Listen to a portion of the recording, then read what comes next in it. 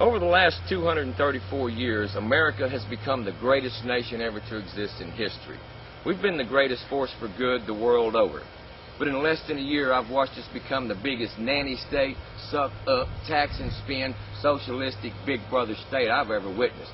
The president runs around the globe apologizing to every rogue dictator, socialistic state, the communists, the Islamo-fascists, when who he ought to be apologizing to is the American people. Our elected officials take an oath to preserve, protect, and defend the Constitution of the United States of America, yet they treat it as a list of suggestions instead of the supreme law of the land. Our founding fathers gave us a government of the people, by the people, and for the people. They never intended the power of government to be in the hands of the few, but in the hands of the many, the people.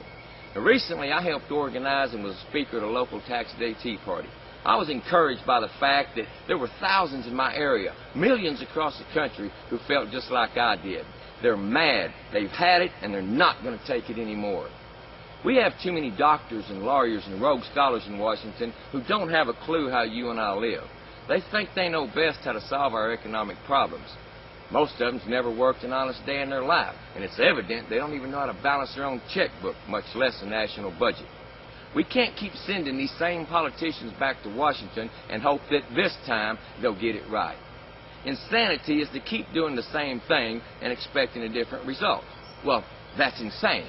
What we need to do if we're to save this republic is to do something different and then actually expect a different result.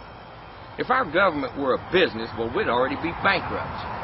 But wait a minute. Aren't we already $56 trillion in debt? We're adding $1 trillion a year on top of that with no plan to ever pay it back or how we're going to get out of this financial hole. I learned a long time ago, if you're standing in a hole, quit digging. Folks, listen to me. It's time for some straight talk. We can't keep sending these same self-serving career politicians to Washington to represent us. What we need to do is to send a representative of the people, elected by the people, who will stand for the people. Now, I've always been a strong voice in the conservative movement, but I can no longer be just a voice. If we are to save this great nation, we the people, in order to form a more perfect union, need to rise up and take back our government. I've always stood for personal responsibilities, strong family values, smaller government, less taxes, free markets, a strong national defense. That's right, I said it, a strong national defense and individual freedoms and liberties. Folks, freedom's not given to us by government, it's given to us by God. My name's Gerald, and I'm a candidate for Congress, U.S. District 14. I've worked in the private sector over 30 years. I understand the concerns of the working men and women better than any other candidate. I'll go to Washington to represent the people.